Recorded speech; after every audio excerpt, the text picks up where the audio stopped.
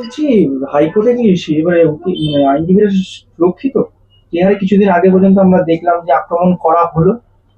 দেখুন, আমি প্রথমেই বলি যে এই যে বিচার ব্যবস্থার উপর যে আক্রমণ, সেই আক্রমণ কিন্তু একটি বার্তা দেয়, সেটা হচ্ছে ফ্যাসিবাদী শক্তি তারা শক্তিশালী হয়ে উঠছে। ভারতবর্ষের গণতন্ত্র রক্ষার্থে সব থেকে গুরুত্বপূর্ণ ভূমিকা যদি কোনো প্রতিষ্ঠান নিয়ে থাকে, সেটা হলো বিচার ব্যবস্থা।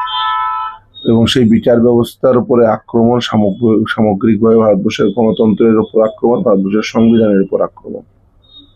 খুব পরিষ্কার করে বলতে গেলে, যে দুর্নীতি করবে যারা, তারাই আবার এসে গলাবাজি করে বলবে যে না, বিচার করা যাবে না। কোনো আইনজীবীর সেই দুর্নীতি যে হয়েছে সেটা বলা যাবে না, এবং তারা তারাই ঠিক করে দেবে যেভাবে, সেভাবেই বিচার ব্যবস্থা চলবে। পাড়ার কিছু মস্তান হুলিগান তারা যদি বিচার ব্যবস্থা কি হবে সেটা ঠিক করে দেয়, তাহলে সেটা দুর্ভাগ্যজনক। আর যারা এসছিলেন তারা কারা? তারা শিক্ষক হতে চান। ভাবুন, পশ্চিমবঙ্গের দুর্নীতি তো দুর্নীতি করে শিক্ষক নিয়োগ হওয়া এটা একটা অংশ, আর পশ্চিমবঙ্গে বর্তমানে তৃণমূল কংগ্রেস কি ধরনের শিক্ষক বানাতে চান সেটা যদি দেখতে চান, তাহলে সেদিনকার ওই চেহারা দেখতে পাবেন। AK-47 নিয়ে এসে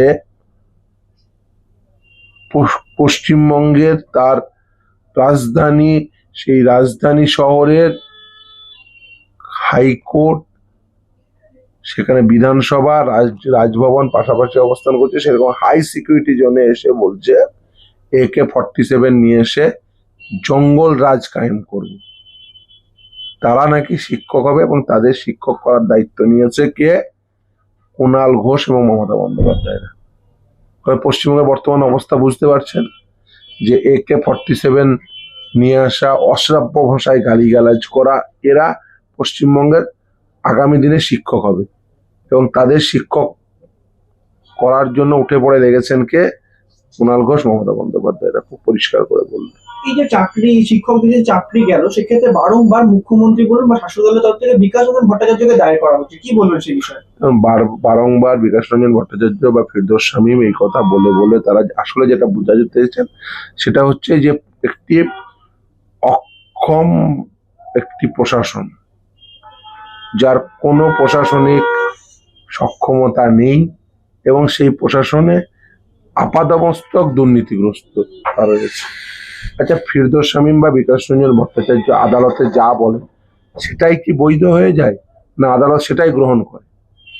আমরা নিশ্চিতভাবে যেটা বলছি সেটা নিশ্চিতভাবে তথ্যভিত্তিক, তাই আদালত গ্রহণ করছে। সেটা নিশ্চিতভাবে আইনত, তাই আদালত গ্রহণ করছে। তাহলে একটি প্রশাসন যদি আইনসঙ্গতভাবে না চলে, তাহলে খুব স্বাভাবিকভাবেই আদালতের কাছে সেটা গ্রহণযোগ্য হবে না। ফলে আদালতের কাছে গ্রহণযোগ্য হচ্ছে না বলে যে তুমি কেন আদালতের গ্রহণযোগ্যতার সঙ্গে গ্রহণযোগ্য হবে এরকম বক্তব্য রাখছো, এটা তো কখনোই বলা যায় না।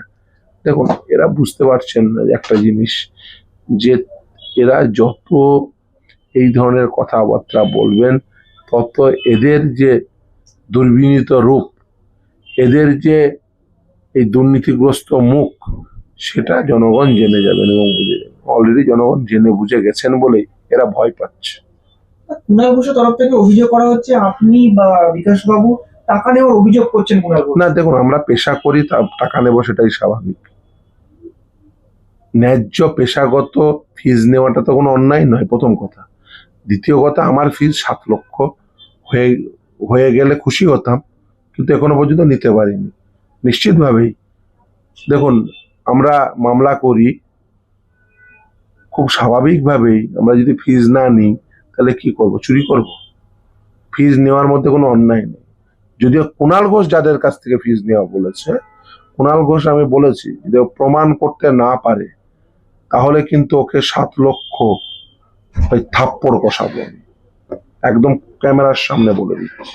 আচ্ছা, দাদা, কুণাল ঘোষের কথাই ধরুন সেদিনকে যে শিক্ষকরা একটা গন্ডগোলের সৃষ্টি করলো, পরবর্তী তাদের কি হবে ভবিষ্যৎ কুণাল ঘোষের সঙ্গে থেকে? তারা তো সেটা তারাই বলতে পারবেন। চাকরি ফিরে পাবে তারা? সেটা কুণাল ঘোষ বা তারাই বলতে পারবেন। দেখুন, এরা যেটা করলো সেটা হচ্ছে সরাসরি বিচার ব্যবস্থার উপরে আক্রমণ, এবং এর ফল কি হবে already suo motu contempt proceeding initiate হয়েছে, আদালত বিচারাধীন। এই নিয়ে কোনো মন্তব্য করবো না, সময় সময় সবকিছু বলে দেবে। স্যার, রাজ্যে এদিকে অবস্থা, মাননীয় মুখ্যমন্ত্রী জগন্নাথ মন্দির উদ্বোধন করছেন, কি বলবেন সে বিষয়ে?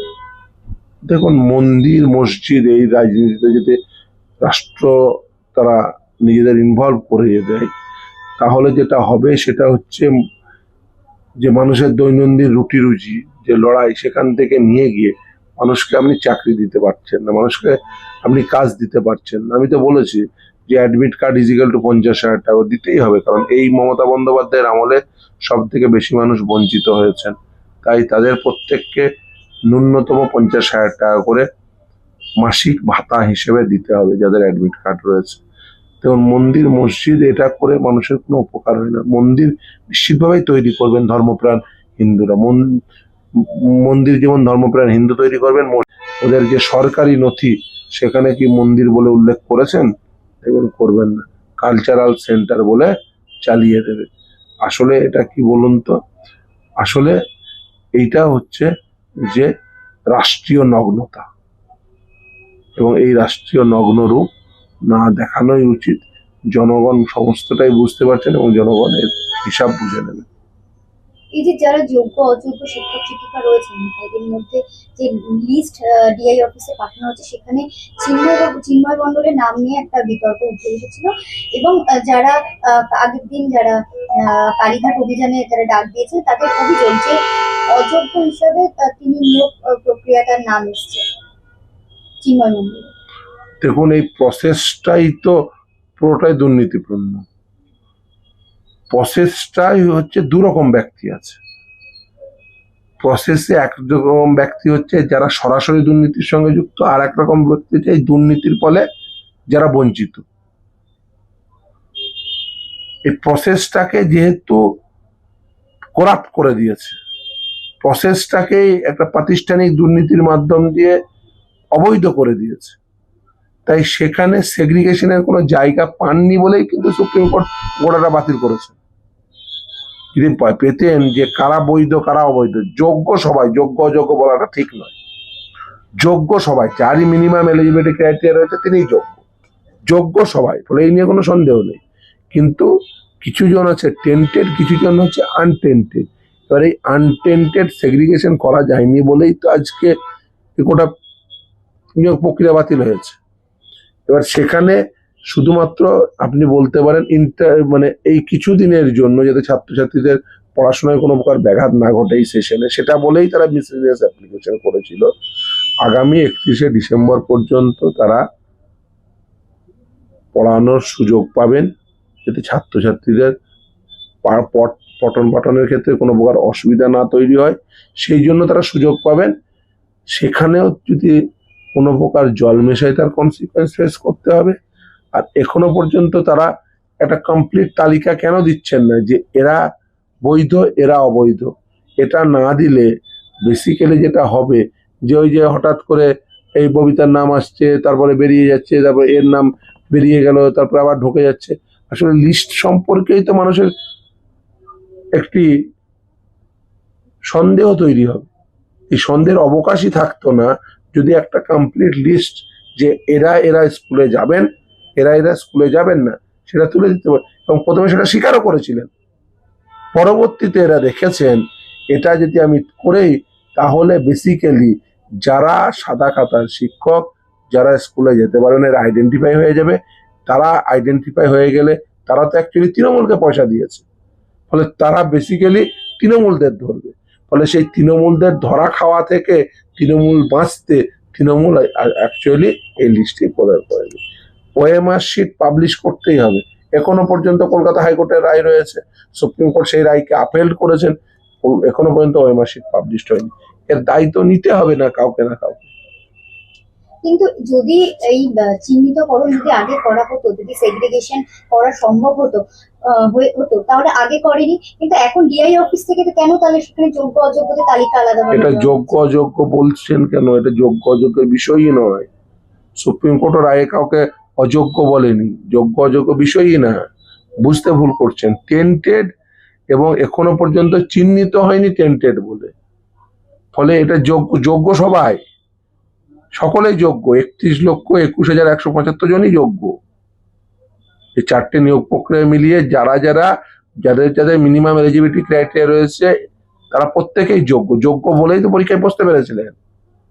এবার যোগ্য হওয়া সত্ত্বেও একদল লোক যোগ্য হয়েছেন, তারপরে সকল যোগ্যই চাকরি পাবেন তা নয়।